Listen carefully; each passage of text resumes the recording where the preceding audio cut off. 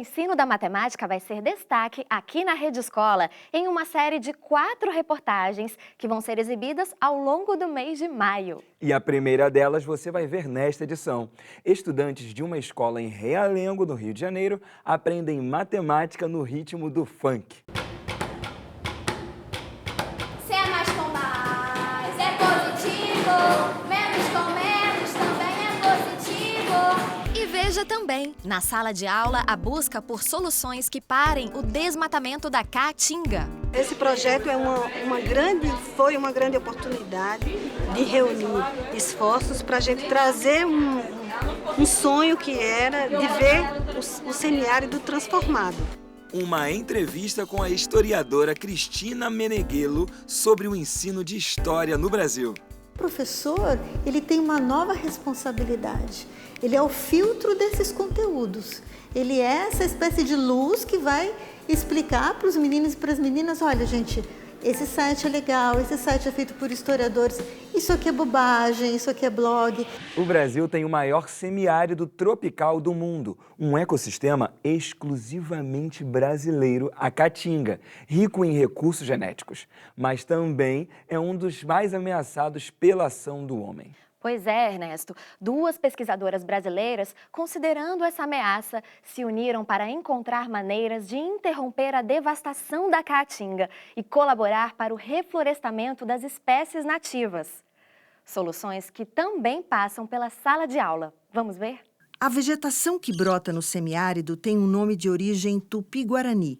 A caatinga, ou mata branca, fica pálida e esbranquiçada nos meses de seca, quando perde as folhas e os troncos ressecam. É o nosso único bioma endêmico, ou seja, exclusivamente brasileiro.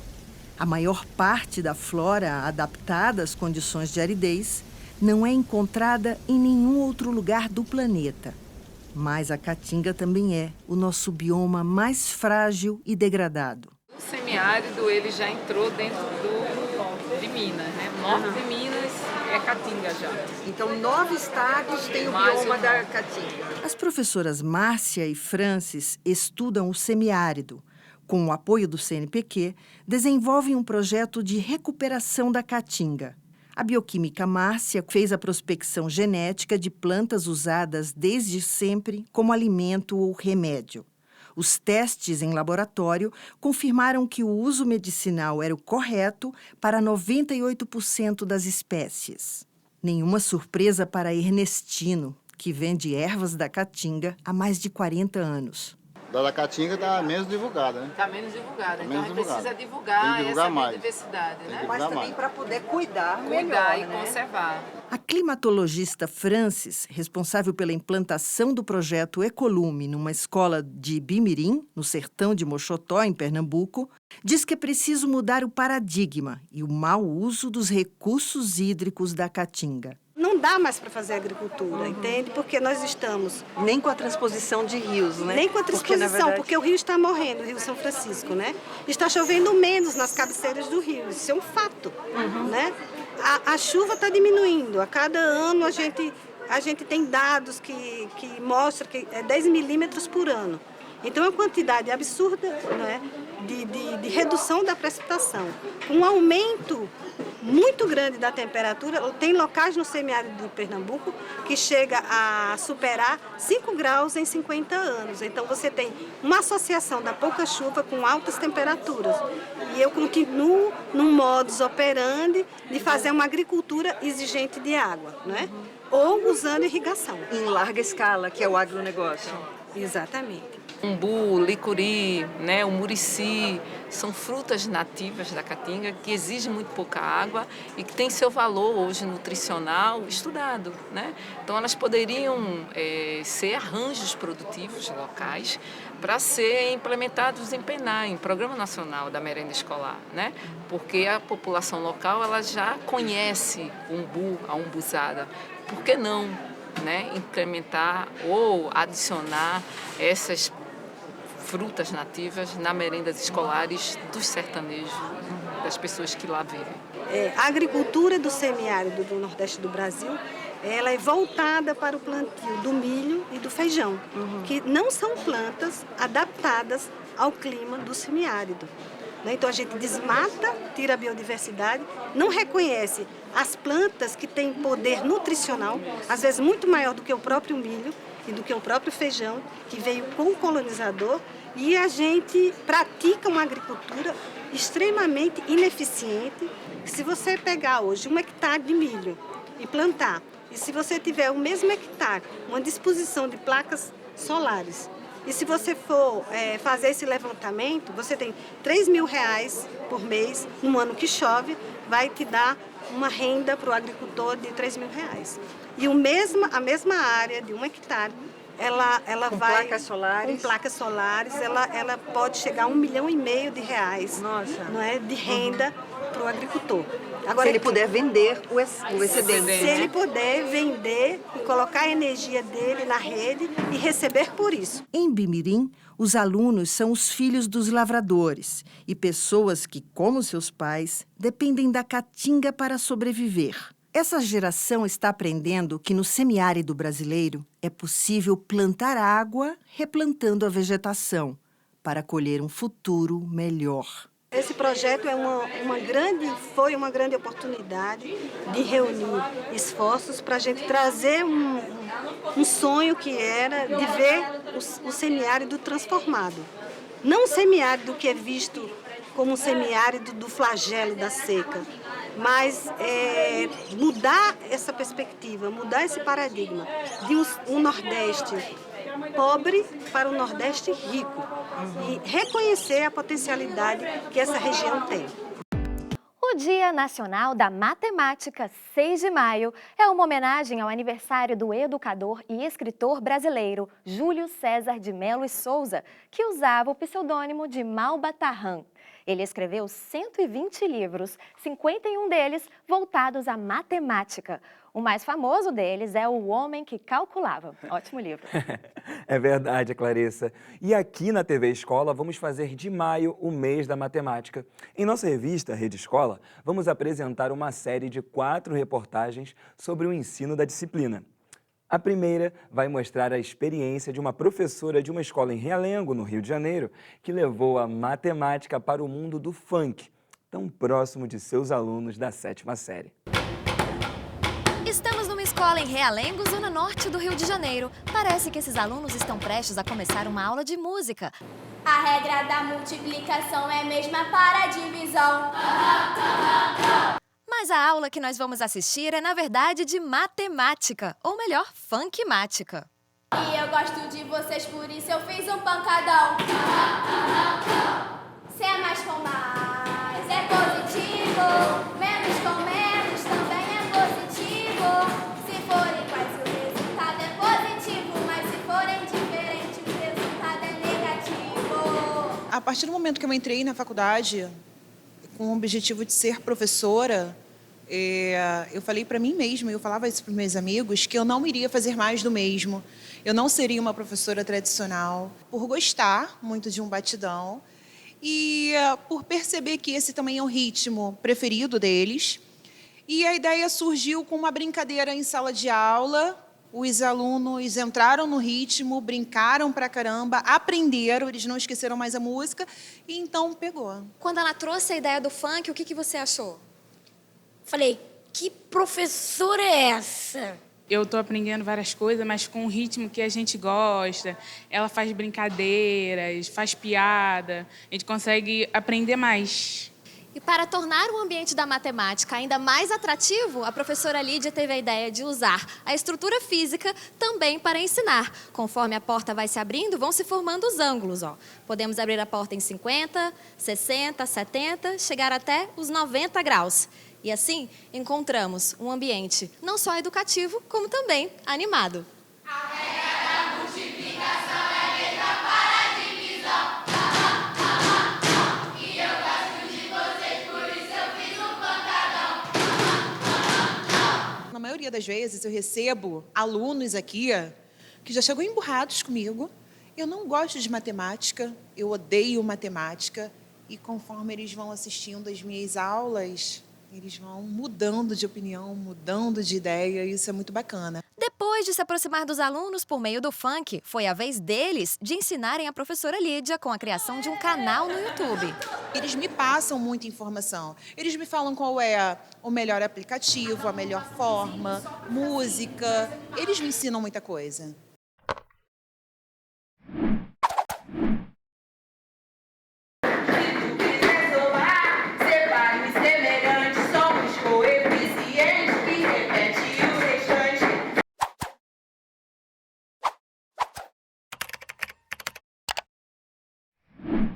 Eu trabalho a construção com eles, inclusive com a criação de material concreto. Eles movimentam o material para eles saberem como é que nascem as definições, que elas não surgiram do nada, que tem um porquê para tudo na matemática.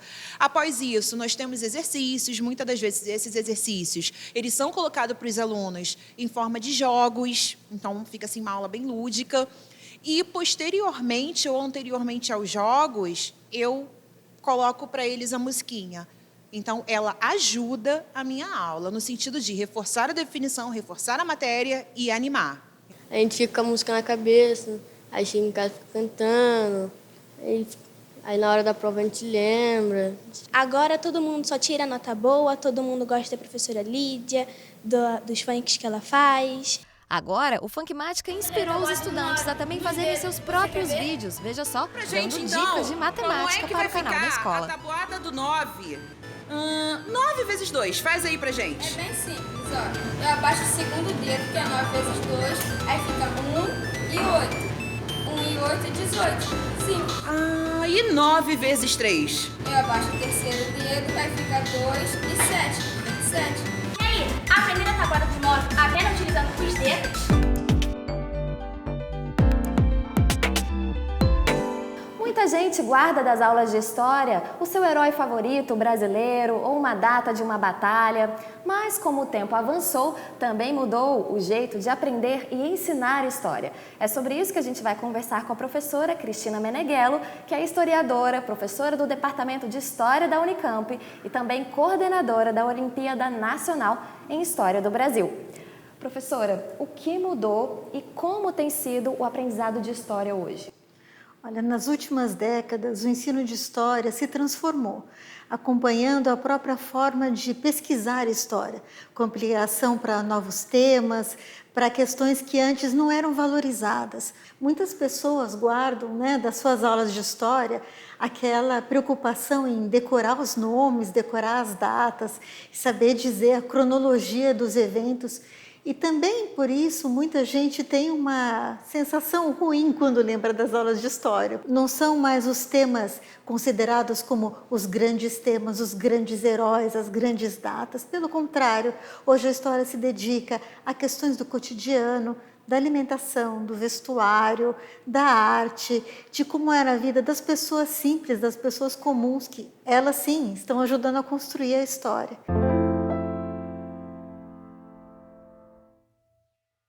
Hoje a gente tem acesso a uma quantidade enorme de informações, principalmente uma quantidade enorme de imagens. Hoje a gente, de certo modo, conhece e visualiza o mundo inteiro porque tem internet. Isso dá uma quantidade de recursos para o professor utilizar em sala de aula, estimulando seus alunos.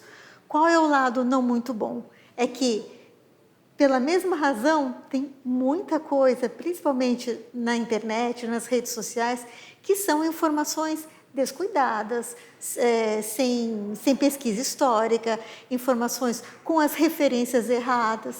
Então, o professor, ele tem uma nova responsabilidade. Ele é o filtro desses conteúdos.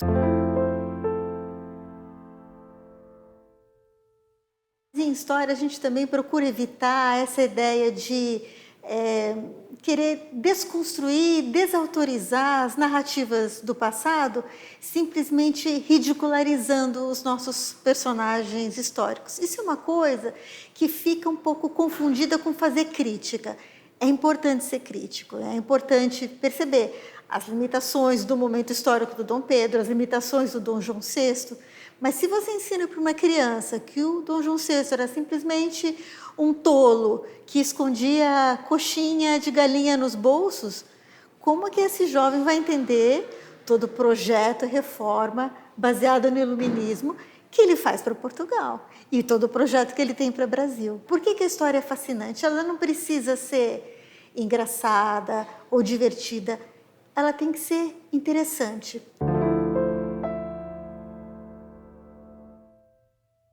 A Olimpíada Nacional em História do Brasil, ela tem algumas características muito diferentes das outras Olimpíadas escolares, nacionais ou não.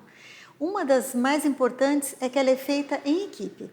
Ela tem que ser feita a inscrição de uma equipe com 3 alunos, que pode ser misto, pode ser um aluno de 8º ano, um aluno de 1º ano do médio, um aluno de 3º ano do médio, e essa equipe tem o capitão, que é o professor de história do colégio. Então, eles trabalham com mapas, trabalham com documentos do passado, com imagens. Então, a gente se sente também contribuindo não só com a prova, mas contribuindo para uma experiência contínua, né, de ensino e aprendizagem. Há 16 anos, os estudantes surdos conquistaram o direito a estudar utilizando o seu idioma, a língua brasileira de sinais. Foi preciso uma lei regulamentada em 2002 para que a Libras fosse reconhecida como meio legal de comunicação e expressão. Desde então, foi iniciado o processo de educação bilíngue nas escolas. Vamos saber mais um pouco na reportagem. O Brasil possui 2 línguas oficiais. Isso mesmo, além do português, a língua brasileira de sinais também é um meio de comunicação e expressão, e que foi reconhecido oficialmente no dia 24 de abril de 2002, por meio da Lei 10.436. Hoje, a Libras, como é conhecida, tem uma importância enorme na comunicação e inclusão dos surdos. A filha da dona Marilene é surda, e para poder se comunicar e entrar no mundo da filha, ela não perdeu tempo e voltou para a sala de aula. Está aprendendo Libras. Tem coisa que ela me perguntava e eu não sabia responder. Agora eu já sei um pouco, assim um pouquinho, muito não, mas já sei um pouco, né? Eu tenho esse sonho de eu aprender bastante Libras para me comunicar com ela. Iniciativa que alegrou a filha e ela comemora a evolução da comunicação entre elas. Já começou a falar algumas questões mais básicas, não é? E ela já consegue entender o que é para comprar. Já está conseguindo aprender e ela está muito feliz mesmo, porque ela está aprendendo Libras. No Brasil, segundo o censo do IBGE de 2010, há quase 10 milhões de pessoas surdas ou com alguma deficiência auditiva, o que mostra a importância de se debater e estruturar políticas públicas voltadas para eles. A secretária de Educação Continuada, Alfabetização, Diversidade e Inclusão do Ministério da Educação lembra que, desde 2005, as escolas que têm alunos surdos que se comuniquem através da Libras têm que adotá-la em sala. Nós colocamos na Base Nacional Comum Curricular o direito da Libras como língua oficial. Isso também está já referendado pelos dois documentos da base, tanto do ensino fundamental como do ensino médio, porque tem que valorizar, dentro do campo das linguagens, a língua brasileira de sinais. O tema da redação do Enem 2017 foi os desafios para a formação educacional de surdos no Brasil. Essa escolha mostrou o quanto esse assunto está em alta e necessita de atenção. A iniciativa fez com que o tema fosse amplamente debatido na sociedade e impressionou até mesmo quem vive diariamente com esse tema. Eu ficava imaginando que o tema da redação poderia ser qualquer um outro. E pensei que talvez eu não tivesse preparado o suficiente, mas fiquei muito surpresa. Quando perguntou sobre os desafios da formação educacional do aluno surdo no Brasil, eu senti muito emocionada, que eu disse, eu posso dar a minha opinião de acordo com a minha própria experiência de vida, eu vou saber fazer essa redação. Foi um tema muito bom, fiquei muito emocionada, porque eu me senti parte do tema, fiquei muito emocionada. Orquestra Sinfônica Brasileira reforça a formação de professores de arte de escolas de municípios do interior do Rio de Janeiro. Eles passaram um dia inteiro em atividades com a orquestra. O objetivo, Ernesto, além de oferecer noções de música erudita aos professores, mostrar como se organiza uma orquestra, é também incentivá-los a levar os estudantes a concertos sinfônicos. Vamos ver como foi essa experiência. Eles aprendem para ensinar e fazer esse som viajar por todo o país.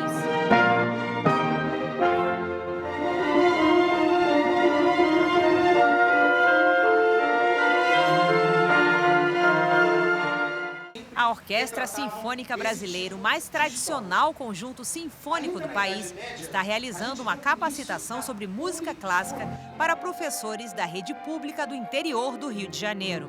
O objetivo é que os professores levem os conhecimentos adquiridos a seus alunos, para que eles possam ir aos concertos com noções básicas sobre música clássica e o funcionamento de uma orquestra. A iniciativa faz parte do projeto Conexões Musicais, que leva apresentações da USB para todo o Brasil. Quando eles voltam na sala de aula, eles podem ensinar às crianças, aos alunos, todos os componentes da orquestra.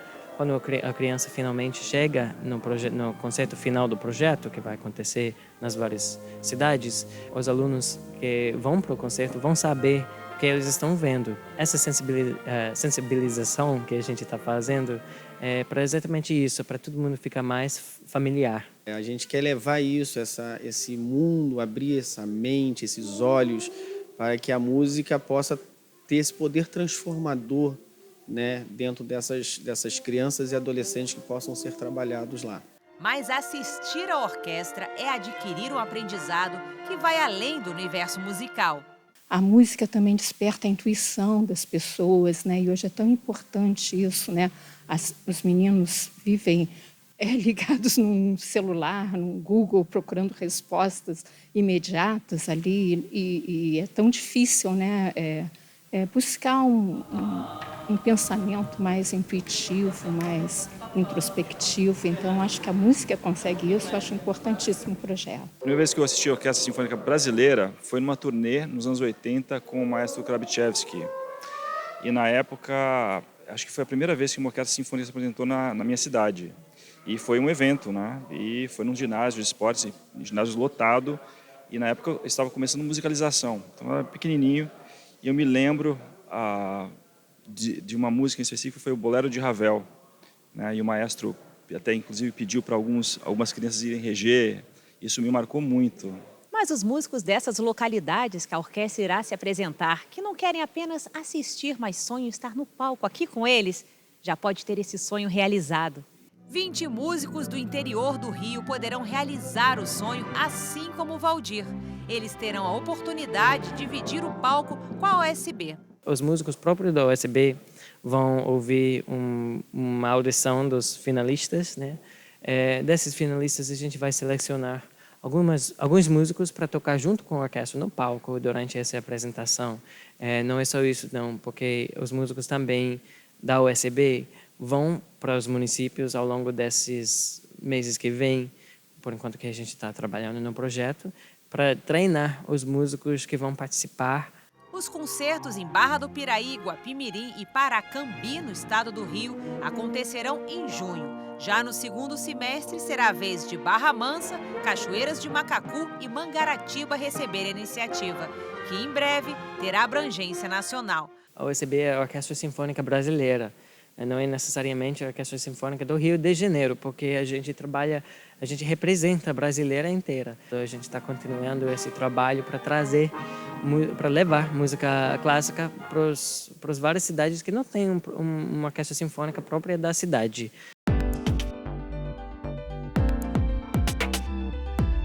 Ela é muito mais que uma matéria, assim, não é que nem matemática, português, essas matérias de ciência.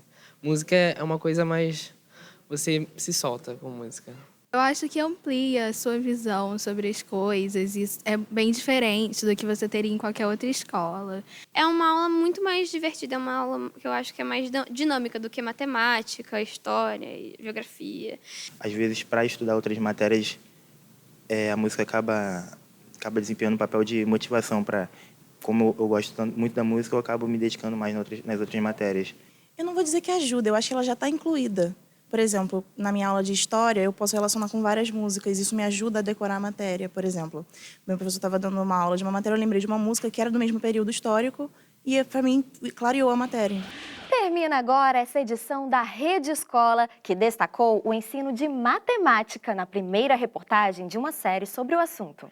A segunda reportagem dessa série você vai ver na edição da Rede Escola na próxima semana e o tema vai ser o ensino híbrido da matemática com utilização de celulares. Você já sabe, né? A nossa revista vai ao ar às sextas, às 7 da noite, com reprises aos sábados, às 4 da tarde, aos domingos ao meio-dia e às segundas ao 12:30. E você também pode assistir a Rede Escola pelo site www.tvescola.org.br. Tchau! Até mais!